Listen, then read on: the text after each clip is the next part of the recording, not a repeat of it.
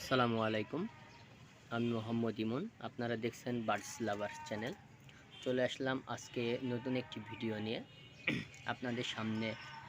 দেখতে পাচ্ছেন আমাদের সেই কাউনের যে গাছগুলো, সেখান থেকে আমরা অনেকগুলা শীষ ইতোমধ্যে পেয়ে গেছি আলহামদুলিল্লাহ। আরও শীষ বের হতে বাকি আছে। এই যে দেখুন, আমি আপনাদের দেখাইছিলাম 5 থেকে 6 ইঞ্চি এরও বেশি সাইজের শীষগুলো বের হয়েছে ইতোমধ্যে। এখানে আল্লাহ চাইলে ইনশাআল্লাহ আমরা অনেকগুলা কাউনের বীজ সংগ্রহ করব। আপনারা জানেন আমরা এইটা শুধুমাত্র একটি 8 ইঞ্চি 7 থেকে 8 ইঞ্চি একটি যে ভাঙা প্লাস্টিকের একটি বালতি, আমরা পরিত্যক্ত একটি বালতি ব্যবহার করেছি। এখানে মাটি কিভাবে তৈরি করেছি এর আগের ভিডিওতে আপনাদের দেওয়া আছে।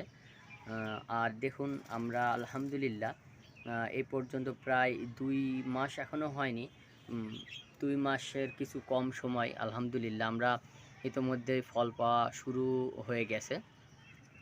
এখানে আমি খুবই অল্প পরিমাণে বীজ বপন করেছিলাম। আমি এখানে মূলত একটি ধরনের বীজই বপন করেছিলাম, সেটা হচ্ছে কাউন, চীনা এবং কাউন বা মিলেট বা কাউন যেটাকে বলেন। কাউনের বীজটা একটু ছোট হয় এবং যে চীনা ওটার দানা একটু মোটা হয় এবং গাছও অন্য কোয়ালিটির হয়। আমি আপনাদের যদি দেখানোর চেষ্টা করি, এই যে আপনারা এখানে একটি গাছ দেখতে পাচ্ছেন ধানের শীষের মতো বের হয়ে আছে।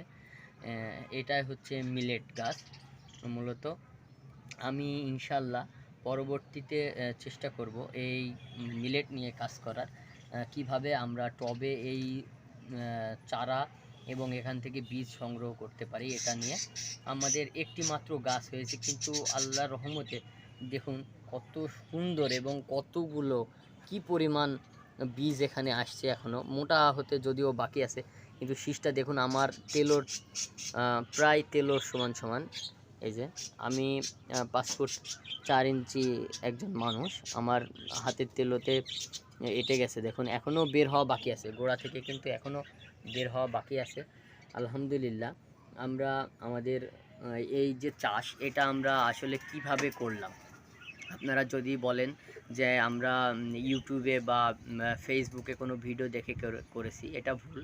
আসলে আপনারা যারা আমাদের পুরাতন যে সকল ভাইরা আছেন, যারা আমার সাথে অনেক আগে থেকেই আজ 2 মাস ধরে আমার সাথে ভিডিও দেখেন, আমার ভিডিওগুলো যারা দেখেন কন্টিনিউ, তারা জানেন যে আমাদের ফুল গাছের গোড়াতে একটি কাউনের গাছ হয়েছিল। সেখান থেকে আমরা অনেকগুলো বীজ সংগ্রহ করি।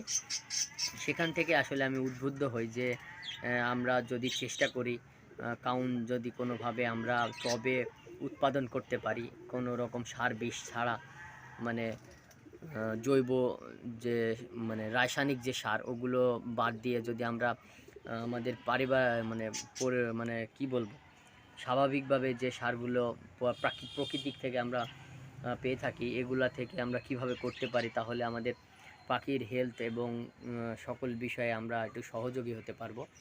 আপনারা দেখুন আমাদের প্রত্যেকটা গাছে আলহামদুলিল্লাহ আসতে শুরু করে দিছে। ইতিমধ্যে কয়েকটি গাছে এখনও বের হওয়া বাকি আছে। আমি খুবই আশাবাদী প্রত্যেকটা গাছ থেকে 2টারও অধিক সংখ্যক বীজের যে ছড়া সেটা আমরা পাবো ইনশাল্লাহ। আর আমি বললাম যে এই মিলেট নিয়েও আমরা কাজ করব পরবর্তীতে কয়েকদিনের ভিতরেই। আমরা ইনশাল্লাহ আবার নতুন করে মিলেটের যে বীজ ওগুলা বপন করব। সেখান থেকে আমরা কিভাবে সফল হই বা কিভাবে কি করতে পারি এ বিষয়ে আপনাদের পরবর্তীতে ইনশাল্লাহ আপডেট জানাবো। সে পর্যন্ত আমাদের সাথে থাকবেন। আমাদের ভিডিওগুলো যদি ভালো লেগে থাকে অবশ্যই চ্যানেলটি সাবস্ক্রাইব করবেন। আর সবার কাছে আমার একটি অনুরোধ থাকবে, বিগত কয়েকদিন হলো আমার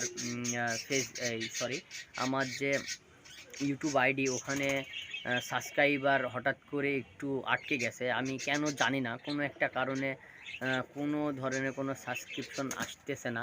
কোনো একটা ঝামেলা হয়েছে, হয়তো আপনারা একটু আমাকে সাহায্য করবেন। অন্তত কয়েকজন ভাই যদি আমার চ্যানেলটি সাবস্ক্রাইব করেন, আমি আসলে বুঝতে পারবো যে আমার চ্যানেলটি আসলে কি হয়েছে। আমার চ্যানেলটি যদিও নতুন, ওই জন্য আমি বুঝতে পারছি না। আপনারা দয়া করে কয়েকজন ভাই সাবস্ক্রাইব করে অনুগ্রহপূর্বক আমাকে একটি মেসেজ করবেন যে ভাইয়া আমি আপনার সঙ্গে আছি, এরকম একটা মেসেজ দিয়েন। আর আমি চেষ্টা করব অবশ্যই আপনাদের ভালো ভালো ভিডিও নিয়ে আসতে, যাতে করে আপনাদের শখের পালা পাখিগুলো আপনারা সুন্দরভাবে লালন পালন করতে পারেন। ভালো থাকবেন, সুস্থ থাকবেন। আমাদের ভিডিও এই পর্যন্তই। সবাইকে অগ্রিম ঈদ মোবারক জানিয়ে ভিডিও শেষ করলাম। আজকের মতো এই পর্যন্তই।